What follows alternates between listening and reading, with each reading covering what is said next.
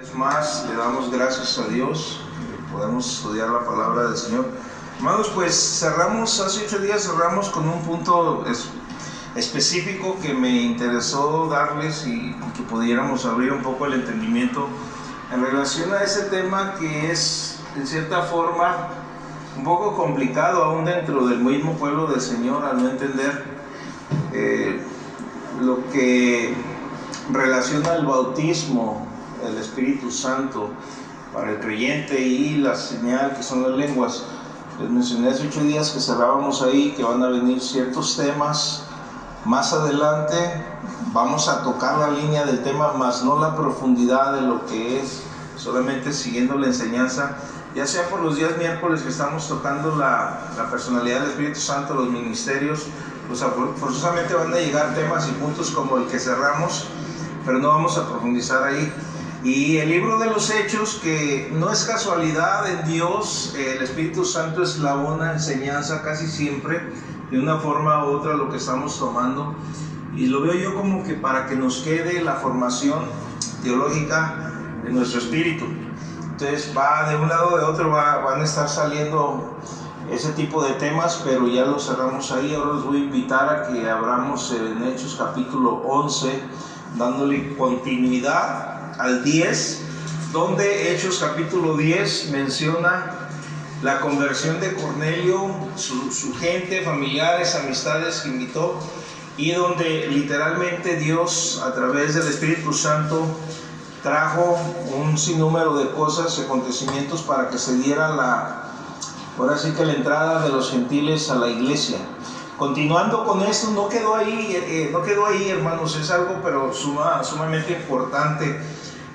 Como un título generalizado para el estudio de hoy, le puse la defensa de Pedro, porque cuando se dan cuenta los cristianos, los judíos, los de su tiempo, pues lo llaman y tienen que darles cuentas de lo que está haciendo, porque no era muy agradable el hecho de que fuera con gentiles.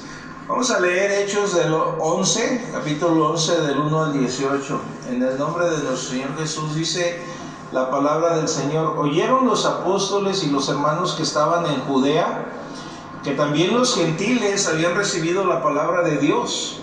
Y cuando Pedro subió a Jerusalén, disputaban con él los que eran de la circuncisión, diciendo: ¿por qué has entrado en casa de hombres incircuncisos y has comido con ellos?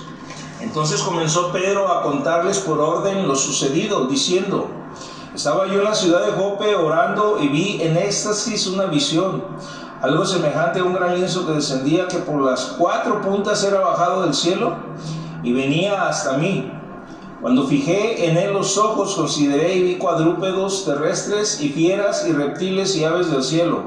Y oí una voz que me decía: levántate, Pedro, mata y come. Y dije: Señor, no, porque ninguna cosa común o inmunda entró jamás en mi boca. Entonces la voz me respondió del cielo por segunda vez: lo que Dios limpió, no lo llames tú común. Y esto se hizo 3 veces y volvió todo a ser llevado arriba al cielo. Y aquí, luego llegaron 3 hombres a la casa donde yo estaba, enviados a mí desde Cesarea, y el Espíritu me dijo que fuese con ellos sin dudar.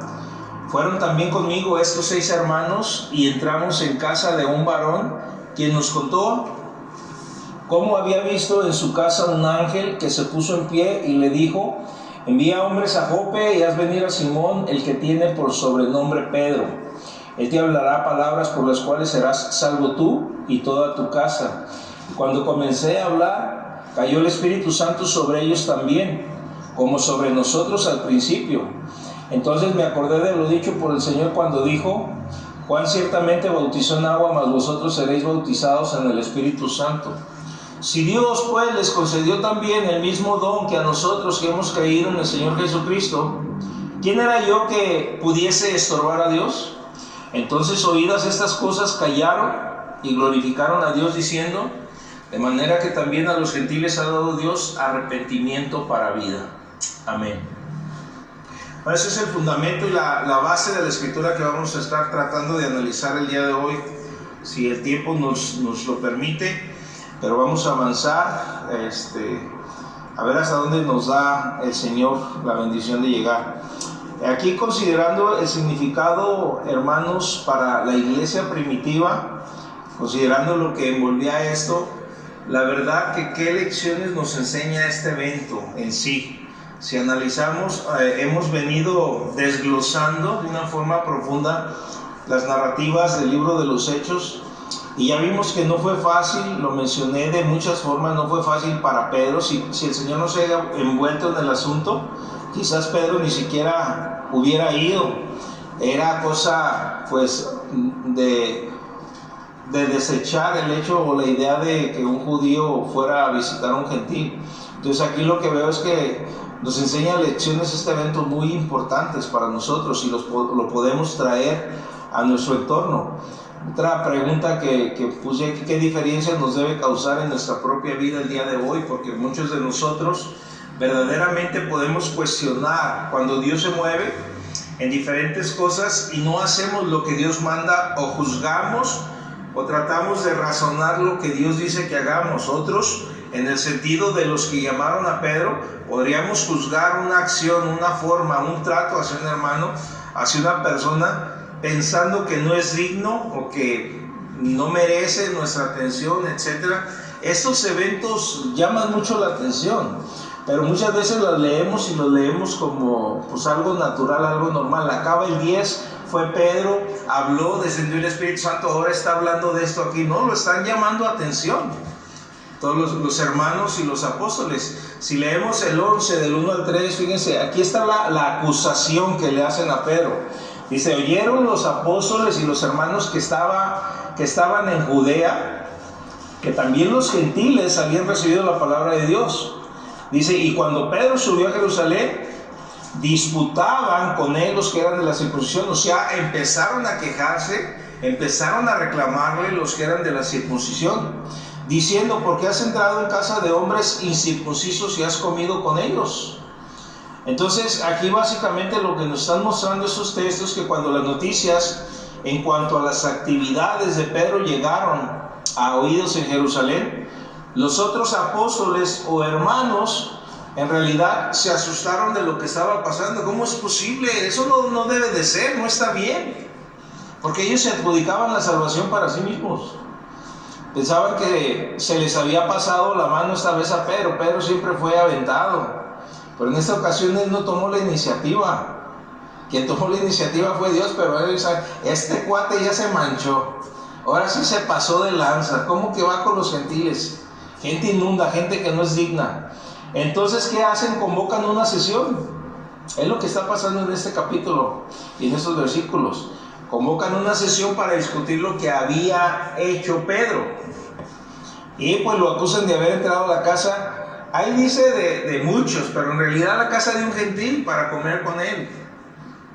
En realidad Cornelio lo invitó a él, los demás estaban ahí. Y pues para la mentalidad judía esta era una ofensa severa. Tenemos que tener cuidado, iglesia, de cómo nosotros nos comportamos. El evangelio es para todas las personas sin excepción, y todos son llamados a salvación. No todos van a aceptar el regalo de salvación, pero entre nuestros ojos podríamos poner clasificaciones que algunos no sean dignos de, pero la pregunta es: ¿tú y yo seríamos dignos de que Dios nos entregara la salvación? Su amor, su gracia y su misericordia trabajó a nuestro favor. Entonces ten cuidado de no poner juicio. Aquí los hermanos citaron a Pedro, y pues si vemos el texto del versículo 1, dice: los hermanos que estaban en Judea, pero más bien diríamos que por toda Judea se expandió estos comentarios. Contendían los que eran de la circuncisión. Eso es bien importante. ¿Qué nos representa ese grupito de gente? Era un grupito de gente religiosa, literalmente hablando, que estaban poniendo una obra sobre la gracia de nuestro Señor Jesucristo. Claro que no lo entendían. Estos eran de la generalidad de los convertidos en Jerusalén en aquel entonces. Eran creyentes judíos, porque aquí estamos tratando el tema asombrados de que los gentiles estaban llegando ahí, porque en realidad aquí no había sino creyentes judíos en la iglesia de Jerusalén, no había más. Y estos eran aquellos celosos que ponían una pared intermedia entre Dios, Jesucristo y la salvación. Y venían siguiendo el proselitismo antiguo, lo que los fariseos defendían. Entonces esto levantaba un murote entre gentiles y judíos y no alcanzaban a entender. Aquí en este contexto les cito, si quieren anotarlo, Efesios 2, del 11 al 22. Se los voy a leer, anoten Efesios 2, del 11 al 22, para que entendamos un poco lo que pasó y el proceso que pasó. Recordemos que Pablo evangelizó Asia y levantó en diferentes ciudades gentiles iglesias. Una de ellas es Éfeso. Y aquí les escribí una carta en el capítulo 2, versículo 11 al 22, les dice: por tanto, acordaos de que en otro tiempo vosotros, los gentiles en cuanto a la carne, eras llamados incircuncisión por la llamada circuncisión, hecha con mano en la carne. En aquel tiempo estaban sin Cristo, alejados de la ciudadanía de Israel y ajenos a los pactos de la promesa, sin esperanza y sin Dios en el mundo. Pero ahora en Cristo Jesús, vosotros que en otro tiempo estabais lejos, habéis sido hechos cercanos por la sangre de Cristo, porque Él es nuestra paz, que de ambos pueblos hizo uno, derribando la pared intermedia de separación, lo que estaban levantando los judíos ortodoxos de ese tiempo. Dice aquí: aboliendo en su carne las enemistades, la ley de los mandamientos expresados en ordenanzas. O sea, en el Señor estaba quitando todo esto para crear en sí mismo de los dos un solo y nuevo hombre, haciendo la paz, y mediante la cruz reconciliar con Dios a ambos en un solo cuerpo, matando las enemistades, y vino y anunció las buenas nuevas de paz a vosotros que estabais lejos y a los que estaban cerca también. Los que estábamos lejos éramos los gentiles, los que estaban cerca eran los judíos. Dice: porque por medio de Él los unos y los otros tenemos entrada por un mismo Espíritu al Padre, el Espíritu Santo. Así que ya no sois extranjeros ni advenedizos, sino conciudadanos de los santos y miembros, somos conciudadanos y miembros de la familia de Dios, edificados sobre el fundamento de los apóstoles y profetas, siendo la principal piedra del ángulo Jesucristo mismo, en quien todo el edificio bien coordinado va creciendo para ser un templo santo en el Señor, en quien vosotros también sois juntamente edificados para morada de Dios en el Espíritu.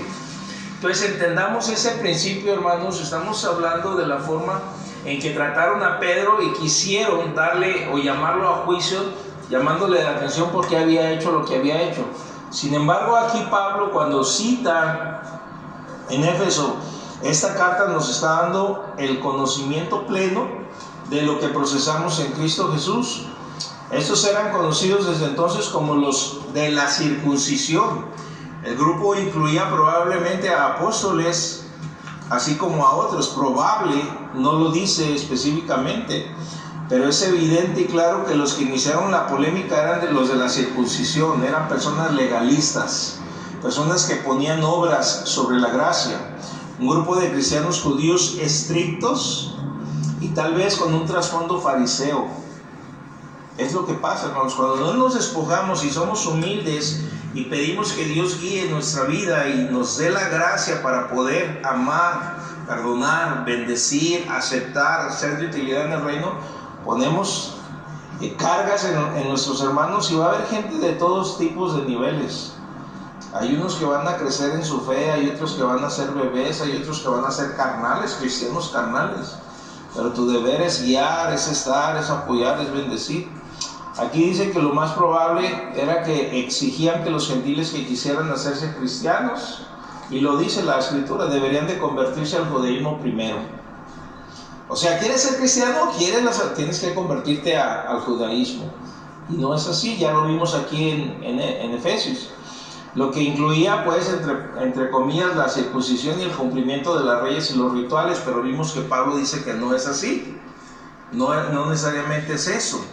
Entonces, estos impugnadores, quiere decir los que combaten, los que contradicen y los que refutan, que en la iglesia también están, cuando enseñas la palabra del Señor, no vacilaron en exigirle a Pedro una respuesta, una explicación. Es lo que estamos viendo aquí. Aunque él fuera uno de los más reconocidos o de importancia entre los apóstoles por su forma de ser, porque anduvo con el Señor en todo, le piden una explicación de su conducta. A ver, Pedrito, ven para acá. Queremos que nos expliques tal cosa. ¿Qué rollo contigo? Y esto, hermanos, al ver estos detalles, aquí no vemos que Pedro insinúe que haya cometido una falta de respeto a nadie. No lo dice así. Él les da la explicación. Y pues tampoco vemos que alguien de todos ese grupito en ese entonces se considere una autoridad. Como la iglesia tradicional dice que Pedro fue el primer papa. Aquí vemos que nadie se adjudica una autoridad en aquel tiempo. Después, en el primer concilio, que van a venir unos capítulos más adelante, el primer concilio ecuménico, vemos que el que dirige la iglesia es Santiago y no Pedro. Es el que se toma la autoridad. Pero así como vemos esto, quiere decir que en ese entonces no existía alguna autoridad en específico. Todos lo llaman y le demandan. Entonces la autoridad era desconocida hasta este capítulo, tanto que pues se quejaron con el mismo Pedro y lo acusaron, pero hasta que Pedro les da la respuesta. La respuesta de Pedro pues la encontramos desde el 4 hasta el 17, todo lo que ya leímos. Pedro les responde explicando a la gente cómo Dios literalmente le había revelado su plan y lo que había sucedido. Entonces, empezando con la visión, aquí lo que podría haber hecho falta dentro de la introducción del contexto es que Pedro les dijera: si no se me aparece el Señor, si no me bajan los lienzos, si no hablo con Él, yo no voy. Yo no le sigo el juego a nadie. Yo me quedo aquí porque para mí es gente inmunda, gente que no es digna, gente... Nomás faltaba que explicara, pero les explica lo que pasó y les dice todo lo sucedido y ciertamente les presenta las evidencias de cómo Dios lo utiliza para convencerlo. O sea, Pedro, mate y comió otra vez. No, Señor, yo no he comido y jamás por mi boca ha entrado nada. Pedro, y ahora te dice: no llames inmundo y común lo que yo ya limpié, a darle a entender que vienen hombres y te van a buscar, ve con ellos, no dudes en ir. Entonces, aquí vemos mínimo 4 puntos en el relato de la Escritura. La visión que recibió, de los versículos 4 al 10, lo que le está explicando Pedro. La orden del Espíritu para que acompañara a los mensajeros, los versículos 11 y 12. La visión de Cornelio también está de por medio, los versículos 13 y 14. Y la manifestación del Espíritu en ellos, y es los versículos del 15 al 17. Pues si se fijan y hacemos un análisis de acuerdo al versículo 12, que dice: y el Espíritu me dijo que fuese con ellos sin dudar. Fueron también conmigo estos 6 hermanos y entraron en casa de un varón. Entonces Pedro debería de actuar literalmente sin dudar, lo que en este caso quiere decir sin discriminar entre judíos y gentiles. El Espíritu Santo le dice: ve, vas a hacer esto. Y así cuando el Señor llegue a nosotros, hermanos, y nos diga: va a pasar esto, vas a hacer esto, heme aquí, envíame a mí, aquí estoy. Es como debemos actuar, hermanos. Debemos poner todas las manos al Señor. Pero cuando estemos seguros que Dios nos está llamando a algo, aún así choque con nuestro razonamiento, debemos ser obedientes al Señor. Pedro debía actuar sin dudar aquí. El versículo 14 del relato nos dice: Él te hablará palabras, o sea, lo que le dice al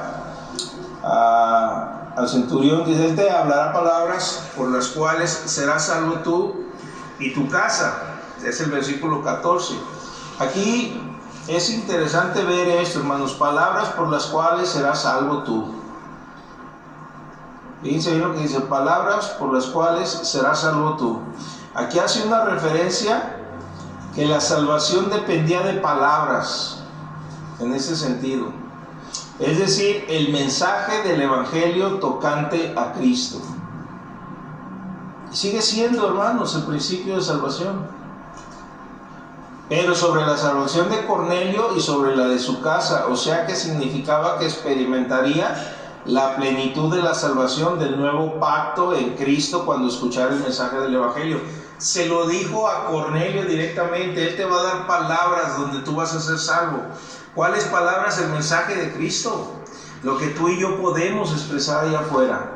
donde el soplo de Dios puede llegar al corazón de las personas. Está diciendo a Cornelio, vas a hacer eso porque a través de ese mensaje tú vas a ser salvo.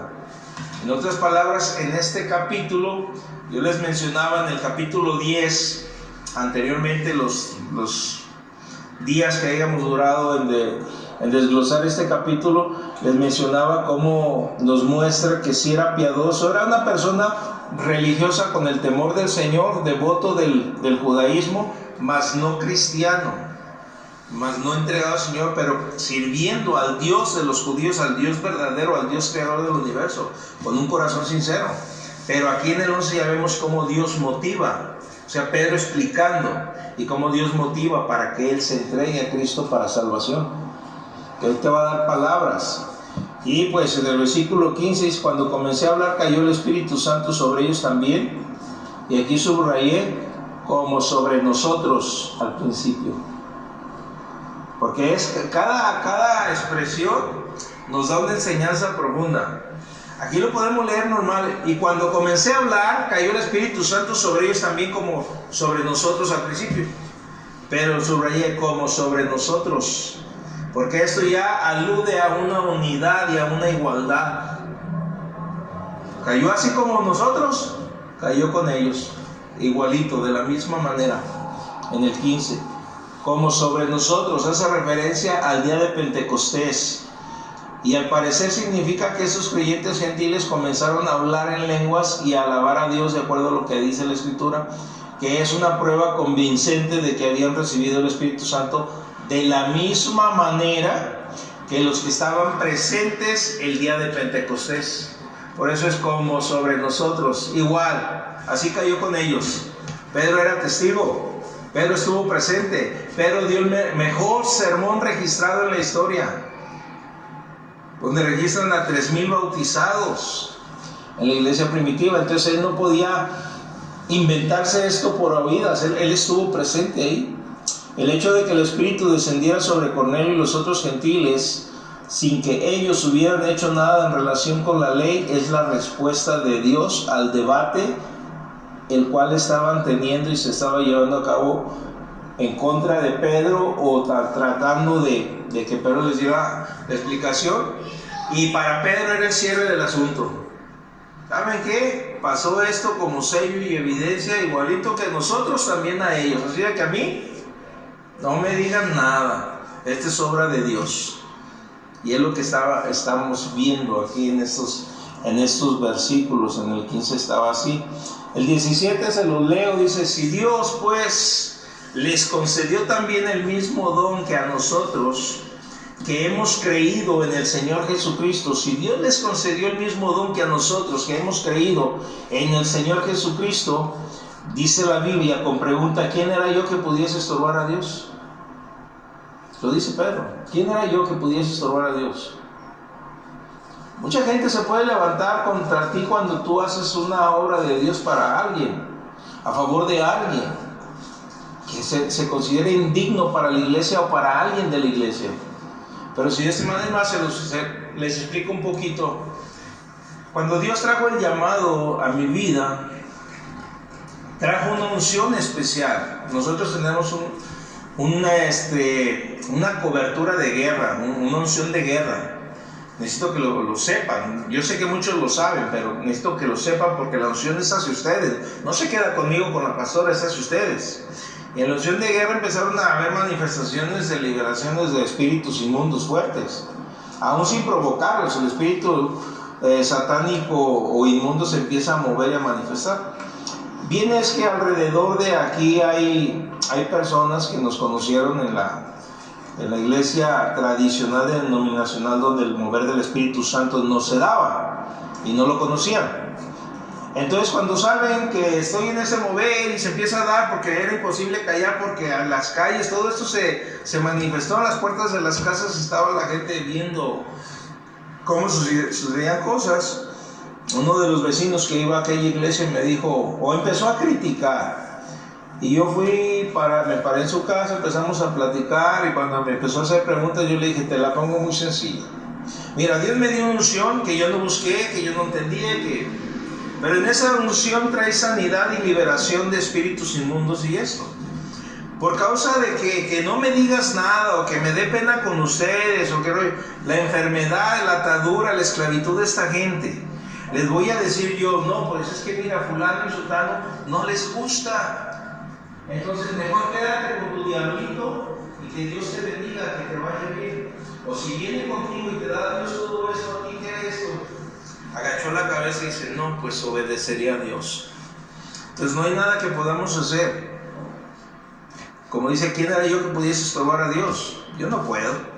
Más bien el Señor me empezó a mover para meterme, educarme y formarme en esta materia, en esta amplitud de conocimiento. Ahora estaba parado sobre una plataforma diferente, teológica, para enseñar de una forma diferente la Sagrada Escritura, y le doy gracias a Dios que puedo fluir en ello con conocimiento de causa. Y no me estoy sacando de la mano e inventando las cosas. Así Pedro le llegó a esto. ¿Quién era yo para estorbar a Dios? ¿Por qué lo dice esto?